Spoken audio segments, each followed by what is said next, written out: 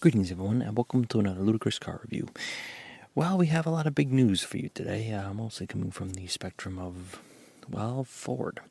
Ford, surprisingly, despite Dodge's insistence upon cutting all their V8 engines all at once and moving strictly to electric cars, Mustang has been the few, actually a surprising breath of fresh air. While I'm not going to say Mustang was originally one of my favorite car brands, I should say, I can't say that it's not one of my worst either. I mean, I don't have any gripes about it, just I prefer Dodge's better, at least I used to. That is until Mustang is, surprisingly one of the few to actually make a slight stand against, the electric car craze at this point. You would have thought that move would have came from Dodge, but, here we are. The fact is that despite Dodge's insistence on removing it, Mustang was actually keeping it. At least for the time being, at least we were a little concerned, especially when they announced the new Gen 7 Mustang coming out. And especially with the fact that they had released the Mustang Mach-E, which was a pure electric, not quite a Mustang in my opinion. I mean, let's face facts here. It was a Mustang badged SUV. It wasn't really a Mustang per se. I know a lot of people will argue for some way or another, but let's face it, that's what it was. But the fact is that Mustang in the Gen 7, many people suspected that maybe they'd be cutting engine size or maybe reducing cylinders or possibly even going full on a hybrid, maybe even electric. But all those hopes for you green people out there have been dashed, thank goodness, because Ford has announced its new Mustang, and let me tell you, it's sure as heck a V8. So, we're going to go into the first looks at the new Ford Mustangs, some of the first impressions and looks in that of the car. We got a lot of pictures of it, so we can go into both interior and exterior, and maybe discuss a little bit of some of the performance options. I don't think they have full numbers released for the performance numbers in that, but we can take a look at some of the options they have as well. We'll also go into a little bit of news as well, and kind of cover some of the stuff we missed over the week. So, without that out of the way, let's get on to the car review, shall we?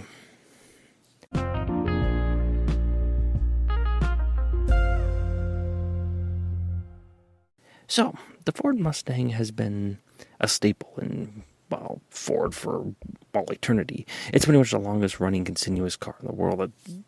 Chevy technically holds that title with this Suburban, but, let's face facts here. The real car people buy, it's the Mustang. So, with, many people clamoring for electric cars nowadays, one would have thought that Mustang would have taken a little more proactive approach to moving their Mustang to being full electric. Well, thank God they didn't. But that's not to say it's not coming. Ford has said this is going to be the last real V8 push from them, unless something changes in the government, which I highly doubt, for them in the V8 category, which at least somebody's doing it, thank goodness. So, let's take a look at the first impressions of the exterior of the car. We'll get to talk of the interior, and then we'll go on to some of the performance options and one of the new packages that are coming out for it that sounds pretty dang gnarly as well. So, let's start off with the exterior of the car. Now, I'm not going to say they change a ton of this. The car's front end is a little more sloped down, so the grills drop down a little bit to make it a little more aerodynamic in that. But overall, the car's kept its pretty much the same Gen 6 styling. That being said, though, it's got a lot sharper lines to it, whereas the 6th generation was very flowy and curvy and kind of moved in one fluid motion. This is very much reminiscent of, Challengers, and especially it's kind of a cross between the sharp lines of a Camaro even. Basically, all the swoopy lines you saw in a 06 in a 6th generation Mustang are pretty much being sharpened out and pretty much made a lot sharper on the edges. This creates a more futuristic and actually cooler looking sports car in my opinion. So the front end, like I said, is kept a lot of the same front end design. It's got the larger front end to that. The headlights are almost square shaped in a longer pattern, which actually looks pretty cool as well. The body lines through it all are pretty much just sharp edges in that. So when you get a side profile of the car as well, it maintains very much a sleek, almost like a one straight back design until you get to the rear end of the car, which actually doesn't look too bad in that. It kind of creates a very sleek and fast looking appearance. In fact, almost like a, if you didn't know it was a 4-seater technically, you would think it was just a 2-door coupe, just the way it was slow back like that. It maintains also its fast back design, which I very much appreciate, as I think Mustangs do look cool without the fastbacks, but I think the fastbacks are just one of the cooler features, at least in the new ones. It kind of needs it, to be honest. So, as we get to the side of the car, like I said, it's got a very flat profile. But what stands out is when you get to the rear of the vehicle. Now, the rear end of the car does look good, I'm not going to say that. But one thing I did notice, if you just isolate the picture and just look at the rear end of the car, and just point it out to anybody, most people might guess it is actually a Camaro, because the rear end is very sharp and very stylish of a Camaro's rear end. I'm not going to say it's a horrible thing, but it's... I mean, I guess if you're looking for individuality, you'd, I don't know, try to separate yourself from that kind of competition. Oh, wait, there's no competition. Never mind, let's just say it's actually a good styling cue. I actually don't mind it, and I guess it flows well. Not really what you expect from Mustang, but not bad. So, as we get to the back of the car, that's where I have a few gripes about the vehicle. Although, one thing I tried to say before this, I do like the fact they brought back these snowflake wheels. I think that was always look kind of cool. A little bit more retro-esque, if you will. But, again, before we get to that, we have the rear of the car, and for me, this is where I start having a few gripes. Now, I will say with the wing, it does mitigate this a little bit. But without the wing, one of my big gripes is that the rear end looks a little awkward, if you will. It almost looks like if you ever look at those Kia cars, those kind of has that stubble slope front end, and this has something very similar.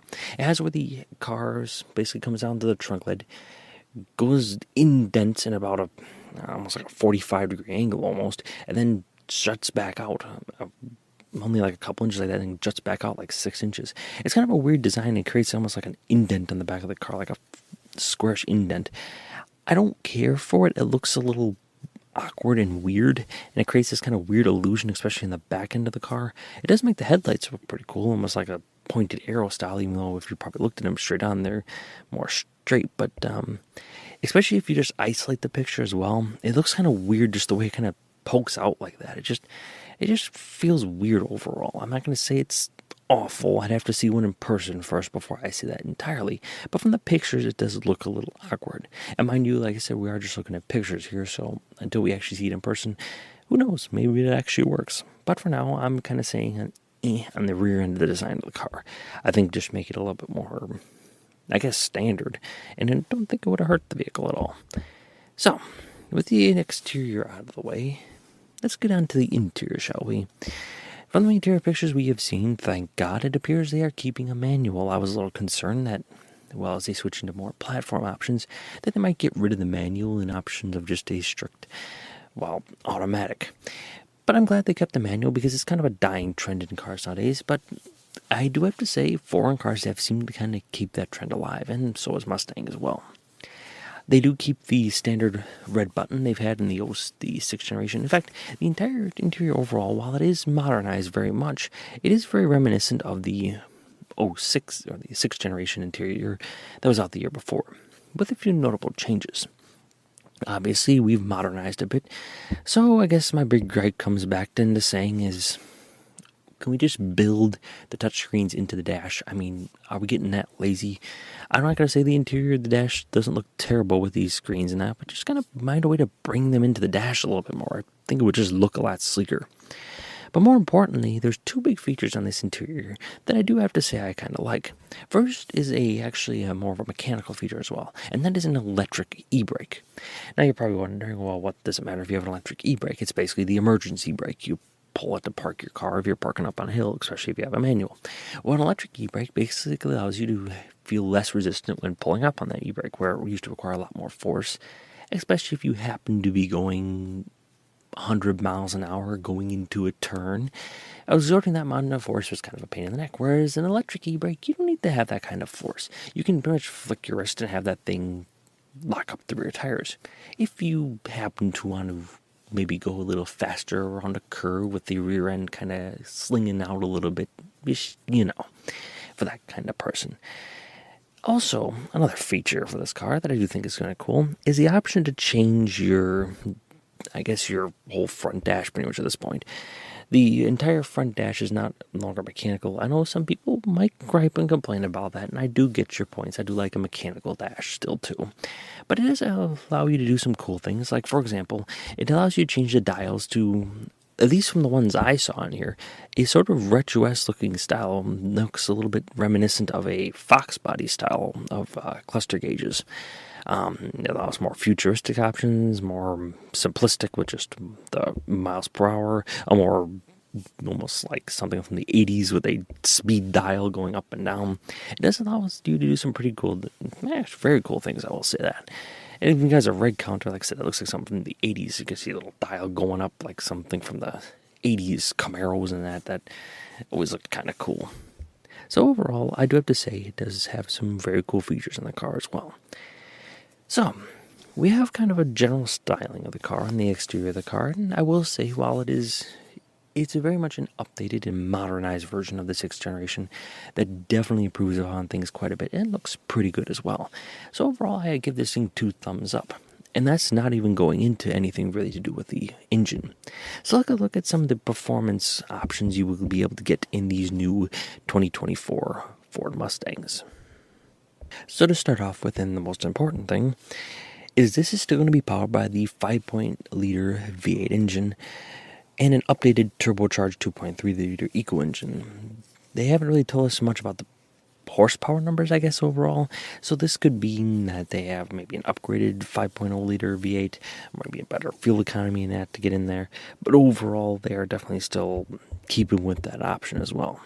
What's new for it in these kind of models is they're both going to be a GT and EcoBoost model. Basically, your sportier ones as well as a, well, fuel economy one. Now, I will say there were 2 Mustang options, like V6 and the EcoBoost one. It seems that they're dropping the V6 one, which I kind of think was a little redundant. It was less horsepower than the EcoBoost and didn't save any more gas than it. It was just kind of redundant in between there. I mean, if you're going to get it, I mean, that sound is nice, but you're going to probably get the 4-cylinder anyways. More importantly, though, there is a Mustang that's going to be coming out, a track-ready model called the Dark Horse Edition. And this is going to have the big, loud 500 horsepower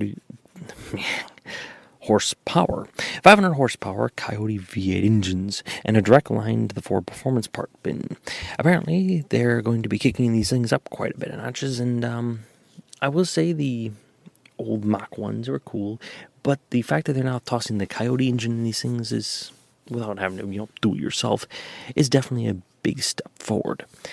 Again, there's going to be no fancy little, basically, your electric engine option or your hybrid option. So honestly, thank goodness for that. I was a little worried about that as well. So to start off with, we're going to there's some estimates that Car and Driver put out. Apparently the EcoBoost is estimated to be around 30,000. Your GT model, 40,000. The Dark Horse is estimated to be about 55, which is all relatively on the low end and honestly pretty dang good. And I've even seen a couple almost artist renderings of these new Dark Horse ones, and they do look pretty dang badass, including one video of it revving up, and that Coyote engine does sound pretty damn good in the car. Overall, I do have to say, if I were to buy one and I had $50,000 laying around, I'd definitely buy a Dark Horse edition, considering especially these probably be the last ones and that. But like I said, this is going to be a whole generation model year, so this thing will probably last us another 7 or 8 years, thank God, despite everybody else going to electric. At least Ford's maybe sticking with it a little bit longer, and hopefully for quite a long time to come. So overall, my opinions on these new Mustang is, well, holla frickin' Luya that they're at least keeping a V8 engine in these things, because it's kind of the last dog left in the whole race. Dodge has pretty much dropped out with them for some unknown reason, despite Dodge's practically beating Mustangs until this new edition came out. They were practically almost clobbering them in the sales category, not like by a huge margin, but the fact they were losing it all was a miracle that hadn't been seen in like 06. So I think Dodge dropping out of the race definitely helps them because, well, let's face it, that new Challenger or Charger, whichever one it is, the new Charger electric is not nearly going to be as competitive. And overall, the Camaro is, well, dead and with no indications of it ever coming back, especially with the, well, Chevy's insistence upon producing crud. So, my overall is, yes, I love this car. I love the design of it. I like the refresh. It's not quite a totally design change, but it's a good refresh pretty much to hyper-modernize the car, make it look almost futuristic despite not changing the car all that much. The interior looks not anything super different, but still pretty dang nice. And the Dark Horse Edition, I think, definitely is a good buy if you have $55,000 or about that line around. So overall, I give the Mustang 2 big thumbs up for keeping that V8. So, with the review of the Mustang out of the way, let's go on to a little bit of news, shall we? Including one major gripe I have about my most beloved car company that I seem to always adore, General Motors. So, on to the news.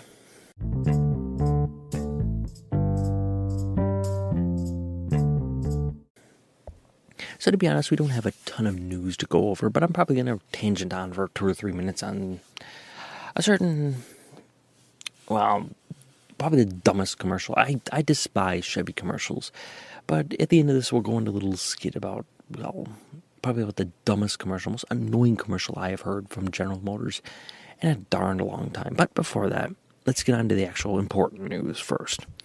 So, for all you fans of Ferrari, the 2023 Porsingu, whatever it's called, Ferrari has unleashed their new, well, as everybody has to seemingly nowadays, mid-size SUV.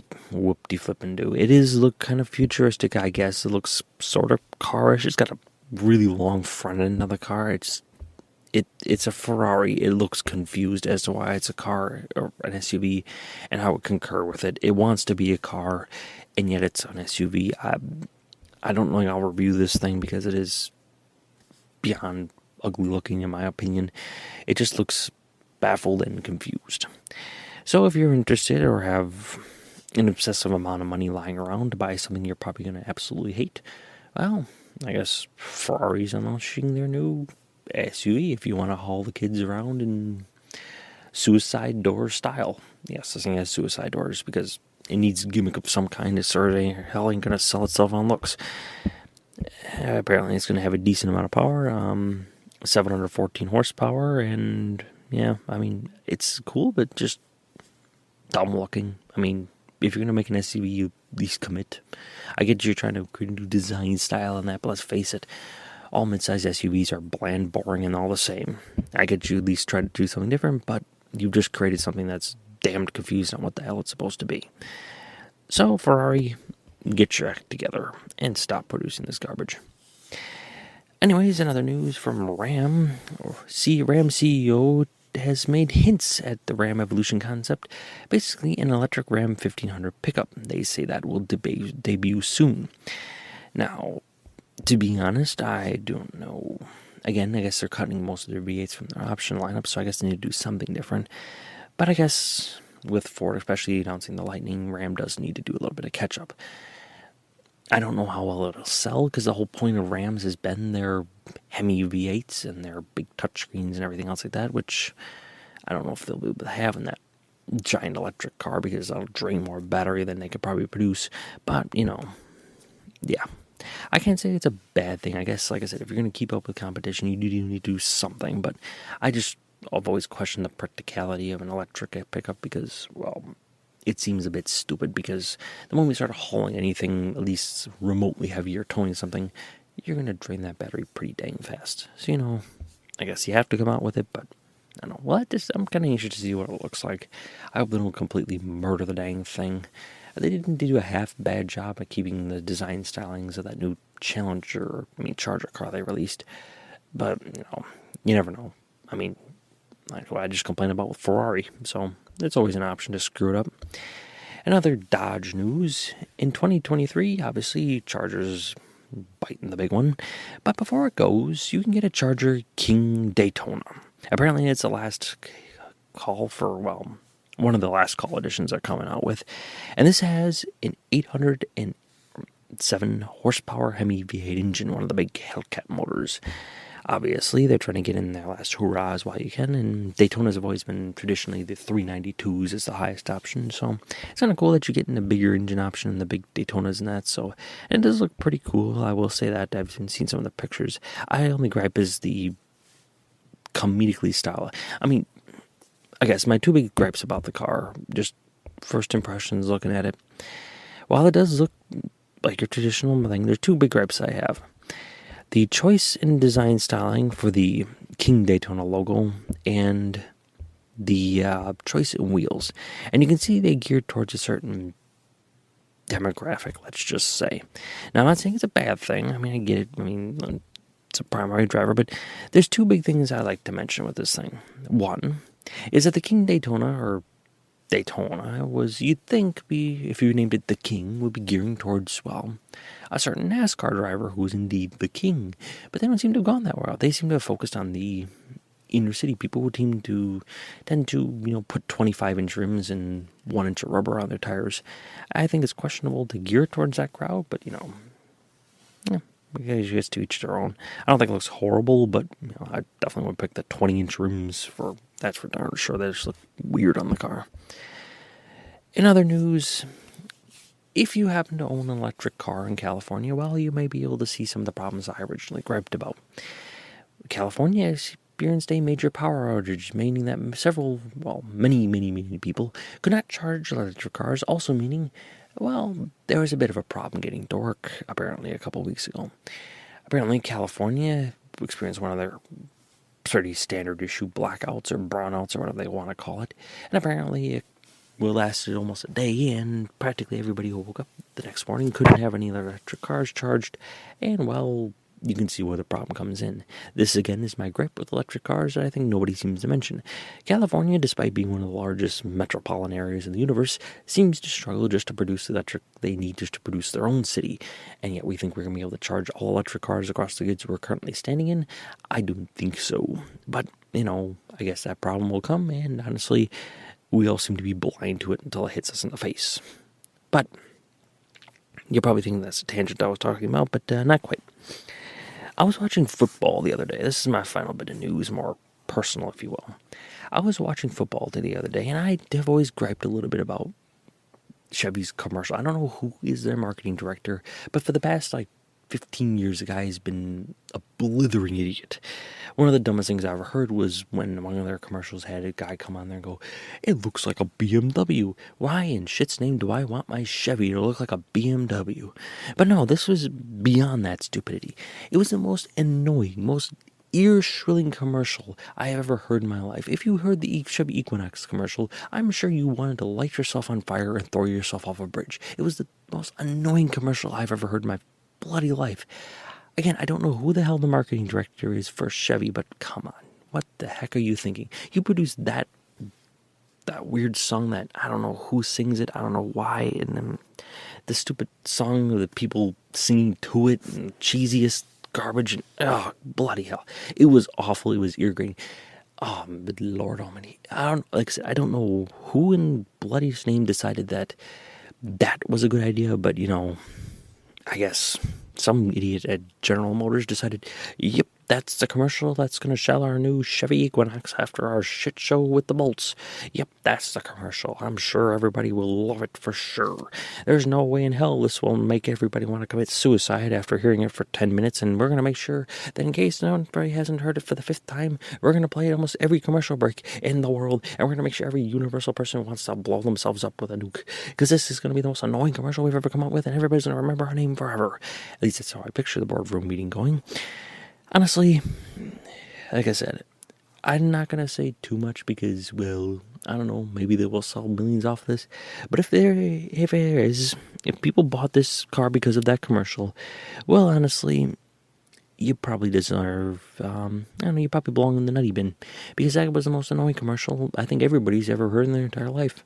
I don't know how Chevy continues to do this crap with these commercials. They've continually made these type of awful commercials, but this is by far championing as one of the worst things they have ever done with commercials. So that was a good tangent. They got off my chest with stupid Chevy, obviously. They never seem to disappoint every week as far as, well, dumb shit they are doing. I don't know how they manage to do it every week, too. I mean, obviously, individual car companies will do dumb stuff all the time, especially like Dodge most recently, but, I mean, they do it in spurts. Chevy puts it out pretty much every day. Anyways, I suppose that'll do it for the news and my little tangent.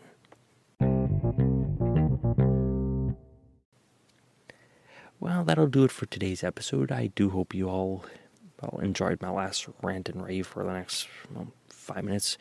If you ever hear that commercial come on, I highly encourage you to mute your TV. And if you do not have a mute button or your remote nearby, well, jumping off the window will work too. I hope you all have a great day and a wonderful night. I'd appreciate it if you leave a review, if you would, or a comment. It does help my videos, or, my little podcast does get mentioned a little bit, I guess. So, I hope you have a great day and a wonderful night. Goodbye.